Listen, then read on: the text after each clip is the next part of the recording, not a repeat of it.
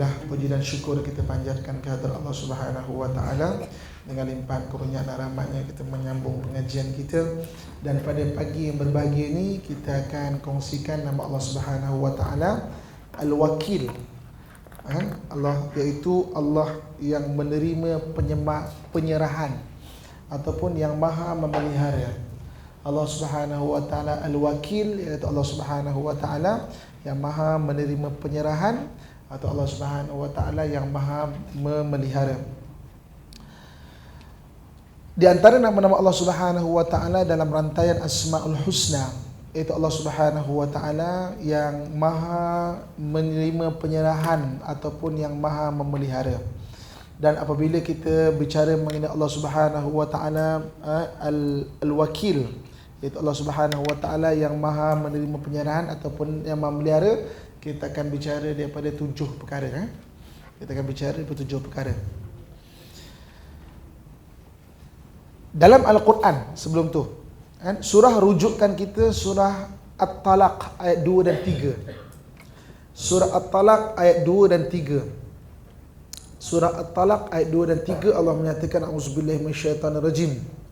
Wa may yattaqillaha yaj'al lahu makhraja wa yarzuqhu min haitsu la yahtasib wa may yatawakkal 'ala Allahi fahuwa hasbuh innallaha balighu amrih qad ja'alallahu likulli syai'in qadara.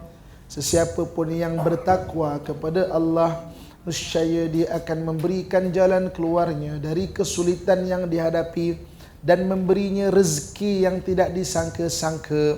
Sesiapa yang bertawakal kepada Allah, nescaya cukuplah baginya. Sesungguhnya Allah yang menyelesaikan urusan sesuatu. Sesungguhnya Allah telah menentukan takdir atas segala sesuatu. Qad ja'alallahu likulli syai'in qadra. Allah SWT telah maknanya menetapkan satu benda tu di atas takdir dia. Ibu-ibu, kakak, tuan-tuan rahmatullah sekalian, kan, ketika Allah Subhanahu wa taala menjadikan manusia, kita ni manusia, kan, dan juga makhluk-makhluk, kalam tu menulis tentang takdir kita di atas perintah Allah Subhanahu wa taala. Tulis kalam tu, dan simpanan takdir kita ini disimpan di satu tempat bernama Lauh Mahfuz. Dari sudut bahasa literalnya, Lauh Mahfuz, Lauh ni papan, Mahfuz yang terpelihara. Mahfuz, kalau ada orang nama Mahfuz tu daripada hafazah. Orang hafiz Quran, orang yang memelihara Al-Quran. Hafiz Quran, orang yang memelihara. Jadi Mahfuz yang terpelihara. Maka pentadbiran Allah Subhanahu wa taala yang maha hebat ni, para malaikat ni bekerja di atas apa yang tertulis daripada Lauh Mahfuz, mana perintah Allah pada Lauh Mahfuz. Bagi contoh, malaikat rezeki tiap hari ni, Lauh Mahfuz tengok, oh ini rezeki ni nasi lemak, contoh kan, dengan lauk paru, kan. Dia akan sampaikan kita, kita masak nasi lemak kat rumah tak menjadi, oh datang ke kelas Shah Alam awal, singgah kejap dekat nasi lemak kat tepi tu, kan, nasi lemak paru. Tu rezeki tu, kan. Macam tu juga malaikat bawa apa, musibah contohnya. Dia bawa dia senarain. Oh ni orang ni kena musibah di atas Lauh Mahfuz. Tetapi wa annal ilm dan sesungguhnya ilmu Allah tu sangat luas. Ilmu Allah mengatasi apa yang di malaikat yang ada telah ditulis tu. Ilmu Allah. Sebab Allah Subhanahu wa taala memerintahkan untuk kita tu berdoa kepada Allah Subhanahu wa taala. Malaikat dia tetap bekerja dengan apa yang telah ditugaskan bagi dia. Tapi ilmu Allah lebih luas. Kerana Allah Subhanahu wa taala qad ja'alallahu likulli syai'in qadra. Setiap sesuatu tu dia ada takdir dia. Dia ada takdir dia yang semua orang tak tahu. Kan? Atas Allah Subhanahu wa taala saja yang mengetahui perkara takdir ini. Benda yang telah ditetapkan Allah Subhanahu wa taala. Sebab tu dalam kitab tauhid ada disebut sebagai takdir tu takdir mubram dan takdir muallaq. Kita pun belajar, kan, takdir mubram dan takdir muallaq. Takdir mubram tu maknanya, dan takdir mubram dan takdir muallaq, istilah dia. Takdir yang boleh berubah dan takdir yang tetap. Yang boleh berubah tu bukan takdir tu berubah, tapi takdir yang ilmu Allah saja tahu, yang malaikat pun tak tahu. Malaikat tu bekerja di atas apa yang telah ditetapkan tu. Dan malaikat pun tak tahu. Sebab itulah dalam Al-Quran Allah Subhanahu wa taala suruh kita ni bertawakal kepada Allah Subhanahu wa taala. Maksudnya berserah kepada Allah Subhanahu wa taala. Dan berserah kepada Allah Subhanahu wa taala tu pada seluruh perkara dalam kehidupan kita ni. Sebab Allah saja yang mengetahui apa yang telah ditetapkan oleh kita. Yang tidak diketahui oleh sesiapa pun. Satu ketika para nabi ni, para anbiya alaihi wassalatu wassalam ni, ada kadang-kadang malaikat yang baik dengan dia. Nabi Daud alaihi salam, malaikat yang baik dengan dia adalah malaikat Israel. Malaikat mencabut nyawa. Satu hari dan setiap tahun setahun mesti malaikat Israel akan datang menyerupai manusia, datang ziarah Nabi Daud alaihi salam. Dan memang kalau kita lihat dalam Al-Quran pun Nabi Ibrahim pernah didatangi malaikat yang menyerupai manusia sebagai tetamu dia. Nabi Lut alaihi salam datang malaikat yang menyerupai manusia, cakap, Lut pergi ke maknanya arah Baitul Maqdis, aku akan hancurkan kaum di sini. Jadi para malaikat ni ada yang datang kepada para nabi. Jadi satu hari datang malaikat Israel kepada Nabi Daud alaihi salam. Maka Nabi Daud pun dah duduk, datang hadam dia bawa makanan. Hadam Nabi tak beritahu ni malaikat. Hadam tetap bawa makanan. Ketika mula masuk hadam ini di pintu, malaikat Israel terus memandang tepat muka ni. Sampai dia letak makanan, sampai bangun lagi dan keluar daripada tempat tetamu itu. Jadi Nabi Daud alaihissalam, dia tengok, dia perasan. Dia kata, Israel, kenapa kau memandang tepat pada orang ni? Dia kata, wahai Nabi Allah Daud, orang ini dalam senarai aku nak ambil nyawa lagi 7 hari. Orang ini. Dia dah senarai ni. Senarai aku nak ambil nyawa dia 7 hari lagi ni. Jadi sedih Nabi Daud alaihissalam sebab khadam tu khadam yang dia sayang. Sayang sangat. Jadi ketika nak balik, Nabi Daud pun bagilah lebih kan. Ni makanan, ni upah kau, ni macam bonus lah. Kau bagilah pada keluarga kau bagi. Nabi Daud tak cakap kan. Lagi 7 hari kau ni nak padam. Nabi Daud tak cakap macam tu kan. Nabi Daud tak cakap. Nabi Daud bagi. Okey. Berlalu masa kan? Dan khadam tu tetap ada dan Nabi Daud pun lupa benda tu. Tahun depannya malaikat Israel datang. Malaikat Israel datang, sama juga khadam yang sama bawa makanan, hidangkan. Tapi malaikat Israel tetap macam biasa. Ketika khadam tu datang, Nabi Daud teringat. Jadi bila khadam tu keluar, Nabi Daud pun tanya, Israel, tahun lepas ketika khadam ni bawa makanan, kau cakap umur dia lagi 7 hari, lagi seminggu lagi, dah ada 6 senarai kau. Tapi kenapa macam masih hidup sekarang macam tu lah. Masih ada lagi kan. Dia kata ketika senarai ini memang lagi beberapa hari aku nak cabut nyawa dia. Dia banyak bersedekah. Rupanya Nabi Daud dia kan banyak bagi kelebihan pada dia. Sebab Nabi Daud dah tahu lagi 7 hari meninggal. Nabi Daud sedih, bagi lebih. Rupanya ketika dia dapat lebih tu, dia sedekah banyak orang ni. Allah Subhanahu wa taala memanjangkan umurnya daripada 7 hari ke 7 tahun. Itu antara kelebihan sedekah. Jadi maknanya takdir, maknanya malaikat bekerja di atas apalah yang telah ditulis di Lauh Mahfuz. Tapi Allah Subhanahu wa taala lebih tinggi ilmu yang Allah Maha mengetahui. Sebab itu disebut ada dalam konsep hidup ni tawakal. Tawakal tu penyerahan kita kepada Allah Subhanahu wa taala. Ini Allah sebut wa may yatawakkal 'alallahi fa huwa hasbuh. Sesiapa yang bertawakal kepada Allah, cukuplah bagi dia tu. Dan bicara mengenai tawakal, ada 7 perkara yang penting untuk kita bertawakal kepada Allah Subhanahu wa taala. Yang pertamanya adalah soal jodoh. Soal jodoh. Sebab jodoh adalah satu perkara yang telah ditetapkan oleh Allah Subhanahu wa taala dalam perut. Ketika kita berada dalam perut ibu kita ni, jodoh tu telah ditetapkan. Kau ni jodoh kau macam ni. Setuju ke tidak? Ketika tu roh kita bersetuju. Bolehlah roh kita kata setuju. Dan sebab itu kita kahwin dengan jodoh kita pada hari ni. Sebab tu hari ni kalau kita dapat jodoh, kemudian kita pun membebel aja kan. Membebel tu tidak memberi ketenangan. Sebab sebenarnya roh kita telah bersetuju sebenarnya, roh kita tu. Kan? Dengan abang kontut kita tu, contoh kan kalau suami kita contoh ya. Kan? Roh kita telah bersetuju tu. Bersetuju. Lepas tu, hari ni kalau kita, ya Allah aku redha apa yang telah aku tetapkan. Dia memberi ketenangan pada kita. Sebab roh, dia telah bersetuju tu. Jodoh. Jadi dalam bab jodoh, kan, walaupun ditetapkan oleh Allah Subhanahu Wa Taala sampai jodoh kita, disuruh kita bertawakal. Maknanya usaha semaksimal mungkin mencari jodoh yang baik. Kan? Islam suruh cari jodoh yang baik. Walaupun telah ditetapkan tu, walaupun telah ditetapkan, tapi disuruh cari jodoh yang baik. Berdoa pada jodoh yang baik. Hari pertama anak kita kalau perempuan datang haid, ajar ada satu doa tambahan. Apa dia? Ajar dia doa mendapat jodoh yang baik bagi anak perempuan. Anak lelaki tak payah ke? Perlu juga, kan? Lepas anak perempuan terutamanya. Hari pertama dia haid, ajar dia satu doa lagi. Kalau dah haid hari ni, mak nak ajar kau satu doa lagi. Minta doa dapat suami yang soleh. Kan? So jodoh kita dapat Allah. Tapi usaha. Doa. Bahasa Melayu pun tak apa. Bahasa Melayu pun tak apa. Kan? Bahasa Melayu pun tak apa. Ya Allah Tuhan ku jadikanlah dapatkanlah suami yang soleh. Dapatkanlah isteri yang solehah. Kan? Terus berdoa.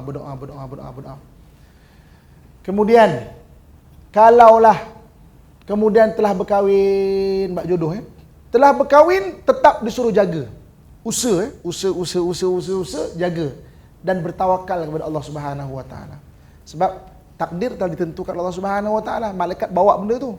Oh suami ni kena macam ni ke macam ni, isteri kena macam ni ke macam ni. Tapi usaha tu.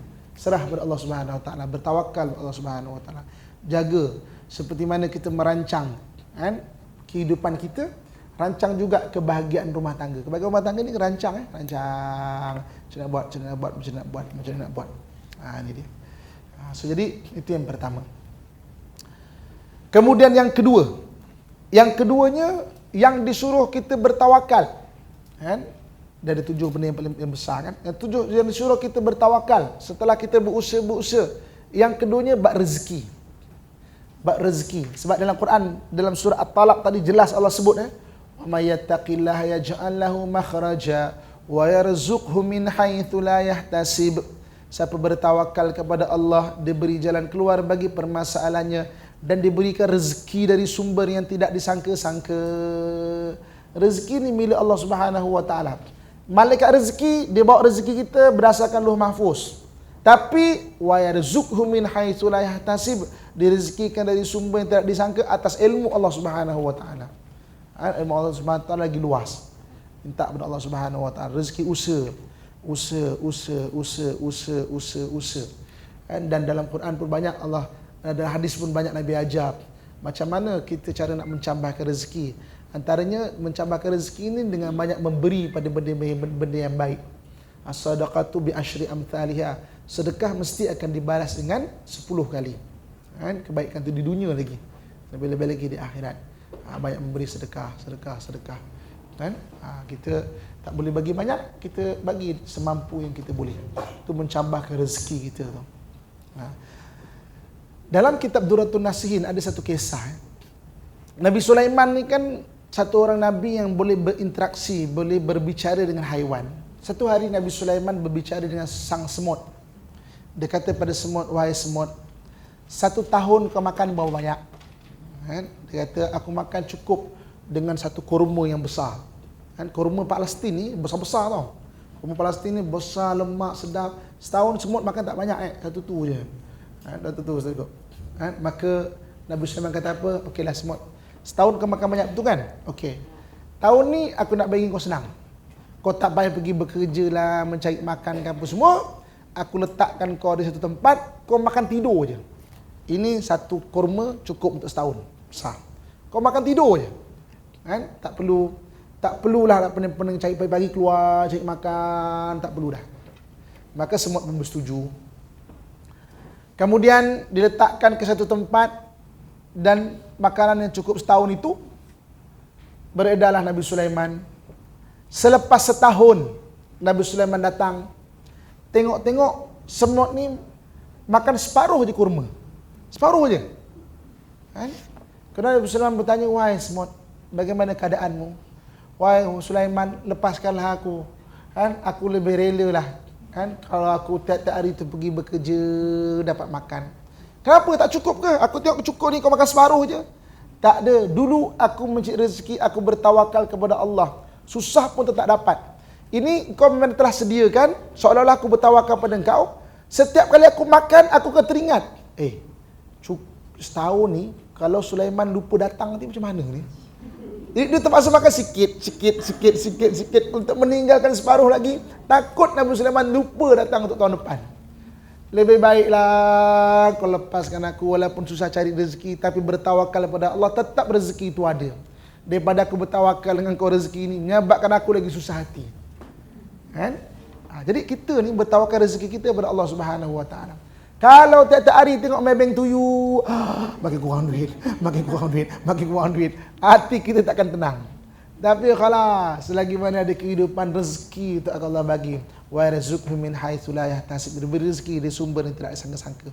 Maksimal mungkin usaha, baki serah tawakal kepada Allah Subhanahu Wa Taala.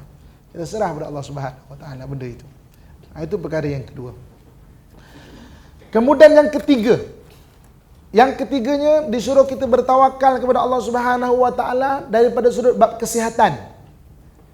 Ditunjukkan oleh Nabi sallallahu alaihi wasallam, Nabi sallallahu alaihi wasallam makan perkara-perkara yang baik, minum perkara-perkara yang baik, dan Nabi juga beriadah, bersenam. Sampai Nabi sallallahu alaihi wasallam menyatakan, alimu auladakum birimayah wasibahah wa rukubil khail. Ajarkan anak kamu itu berenang, memanah dan menunggang kuda. Kita suruh kita jadi orang aktif, sihat. Nabi suka makan makanan yang bagus-bagus. Nabi itu, ibu-ibu, kakak, tuan-tuan sekalian, minuman kesukaan adalah susu. Nabi itu minum susu. Boleh kita bayangkan berapa kuat tulang Nabi itu. Kan? Sebab susu tu kalsium menguatkan tulang. Sebab tu umur 60 tahun pergi berperang lagi. Kita umur 40 lebih dah sakit lutut, berdiri lama sakit lutut, duduk lama sakit pinggang. Bila ustaz ni nak habis ceramah, pinggang aku sakit tadi kan. Nabi minuman di susu, boleh bayang berapa kuat tulang Nabi tu. Makanan-makanan yang bagus-bagus, habbatus sauda, kurma, madu, makanan yang bagus-bagus. Mana sihatnya? Beriadah, bersenam. Umur dia dekat 60 pun masih berlumba lari dengan Aisyah. Aisyah baru berapa umur waktu tu? Tapi lumba lari dengan Aisyah ni masih lagi. Betapa kuatnya tulang lutut Nabi tu, berapa kuatnya tu. Sehat Nabi tu. Kita disuruh untuk jaga kesihatan. Kan? Jadi umur kita, katakan umur kita 70 tahun. Kan? Umur kita 70 tahun ditetapkan begitu. Tapi kesihatan tu Allah suruh kita jaga. Kan? Kalau anda kata umur 70 tahun, tapi umur tak jaga kesihatan, 50 tahun dah sakit, 20 tahun tu sakit. Macam mana? Tapi kalau kita jaga kesihatan, kan? Dengan izin Allah Subhanahu Wa Taala, sihat kita, 70 tahun tu meninggal tu tanpa sakit. Alhamdulillah, kan sihat. Sebab tu hari ni ibu kakak kesihatan disuruh bertawakal Allah Subhanahu Wa Taala. Makan ubat usaha. Makan suplemen tu usaha, makan. Bersenam tu usaha. Disuruh kita bersenam. Baki tawakal kepada Allah Subhanahu Wa Taala. Muslimin dan muslimat yang dirahmati Allah sekalian. Kemudian yang keempat. Yang keempatnya pekerjaan kita ataupun segala usaha kita. Disuruh kita usahakan semaksimal yang boleh. Apa saja yang kita buat. Kalau anak kita tu sebagai seorang pelajar, usaha betul-betul, baca buku, buat nota baik-baik. Kan? Kalau kita ni sebagai ahli perniagaan, usaha semaksimal yang boleh. Rancang betul-betul, buat kertas kerja betul-betul, buat proposal betul-betul, usaha semaksimal yang mungkin. Baki serah pada Allah Subhanahu Wa Taala. Kalau seorang terlibat dengan peperangan, sediakan betul-betul peralatan, kudanya bagi makan bagus-bagus, peralatan pun cukup bagus-bagus, pergi berperang. Kalau orang yang terlibat dengan peperangan. Kalau kita ni mungkin orang yang mungkin terlibat dengan menjaga masjid, menjaga surau, rancang betul-betul, tabungnya betul-betul, ikat dengan rantai betul-betul, kan? Sebab hari ni berbanyak tabung masjid kena angkut, kan? Hilang, ikat usaha betul. Pasang CCTV, kan? Kalau kolah terbuka tu, kan ada beberapa kes budak-budak jatuh dalam kolah, kan? So maknanya kolah tu pagar betul-betul. Mana organize betul masjid kita, usaha. Apa setiap pekerjaan kita rancang dengan betul-betul sebaik-baiknya. Dia tidak berjalan dengan begitu, tidak. Dia perlu dirancang dan perlu diusahakan. Dan itulah kita sebagai khalifah di muka bumi usahakan. Kan kita jaga betul-betul. Maka baki serah kepada Allah Subhanahu wa taala. Dalam Quran Allah banyak sebut benda ni tentang perniagaan, perniagaan. Peniaga Nabi SAW sebut supaya maknanya berniaga tu sunnah. Rancang betul-betul. Dalam peperangan Nabi kata, kan kam min fi'atin qalilatin ghalabat fi'atan katsiratan biiznillah. Berapa banyak bilangan sedikit dapat mengalahkan bilangan yang banyak dengan izin Allah Subhanahu wa taala. Tapi maknanya betul-betul, siapkan betul-betul, persediaan betul-betul. Tapi Allah Subhanahu wa taala nak bagi kemenangan, Allah boleh bagi kemenangan pada seorang itu. Buatkan betul-betul. Kan? Ni. So jadi perkara yang keempat, pekerjaan kita. Kan? Pekerjaan kita disuruh kita memang betul-betul usaha betul-betul. Dan setiap usaha tu tidak sia-sia. Allah bagi pahala berusaha. Kan? Tapi kan penatlah ustaz buat itulah buat ini kan. Ingat macam contoh menganjurkan kelas macam ni ahli jawatan kuasa kita, guru besar kita kan tak penat ke? Penat kan? Pastikan ustaz tu datang ke tak datang ke kan? Pastikan orang datang ke tak datang ke, pastikan penat tau. Tapi memang dunia tempat berpenat. Nak rehat bila? Rehat kat kubur besok. Kat kubur tu rehat. Dia hadis Nabi sebut Nabi melihat jenazah itu diusung. Maka Nabi berkata al-mustarih, al-mustarih. Orang yang dah berehat, orang yang dah berehat. Jangan dunia nak banyak-banyak rehat, dekat kubur tak berehat. Kan?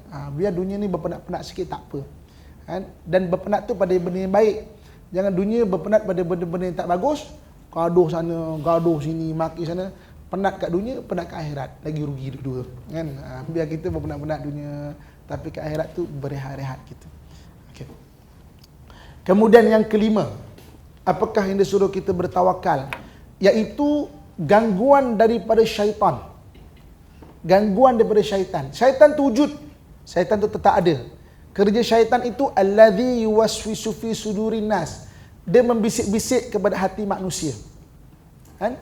Kerja syaitan itu adalah untuk bawa manusia ni ada Adam ini masuk neraka macam dia. Konsep dia adalah lose situation. Alang-alang aku masuk neraka, baik semua masuk neraka sekali. Itu syaitan. Dan ini dia pernah bersumpah di depan Allah Subhanahu wa taala. Ketika syaitan ini dihalau daripada syurga, dia berkata kepada Allah Subhanahu wa taala. Balik nanti boleh buka surah Al-Hijri. Surah Al-Hijr start ayat 38. Bermula ayat 38. Allah dia menyatakan bahawa ketika syaitan berkata di depan Allah, kan? Qala rabbi bima aghwaytani, Tuhan oleh kerana aku telah menjadi sesat, kata syaitan. La uziyanna lahum fil ardi wa la ughwiyannahum ajmain. Aku akan elokkan maksiat di mata mereka dan aku akan sesatkan mereka semuanya. Surah Al-Hijr ayat 38. Start ayat 38 baca. Cerita tu sampai ayat 42. Kita baca kisah tu. Surah Al-Hijri ayat 38 sampai 42. Boleh baca kisah tu. Bagaimana syaitan bersumpah kepada Allah Subhanahu wa taala. Kalau dia tak boleh bisik-bisikkan ke hati ni, kadang-kadang dia boleh benda yang lebih ekstrim lagi, merosakkan, untuk merosak akidah. Dia boleh merasuk orang, kan? Ataupun boleh mengganggu di sudut zahir dah. Seorang kita berbunyi pintu kita kan, kerek. Kan? Ketika itu jangan takut. Jangan takut kan? Kenapa jangan takut? Kita baca doa-doa yang Allah SWT bagi. Kita ni satu umat yang beruntung sebab kita mewarisi mukjizat Nabi kita. Quran tu mukjizat Nabi diwariskan pada kita. Nabi Sulaiman boleh tundukkan jin. Seorang pun tak tahu apa ayat Nabi Sulaiman Nabi Sulaiman baca. Tapi Nabi kita boleh berbuat itu, kita tahu apa ayat Nabi kita baca. Sebab Quran diwariskan pada kita. Kan? Itu untung dia boleh menjelma. Sebab itu dalam Al-Quran surah Al-Isra ayat 65. Kita tengok surah Al-Isra ayat 65. Allah Subhanahu wa taala menyebut kepada syaitan yang dia berjanji kepada Allah nak menyesatkan kita manusia kan. Nauzubillah. Al-Isra ayat 65. 65 Al-Isra ayat 65. Apa kata Allah Subhanahu wa taala? Inna ibadi laisa laka alaihim sultan.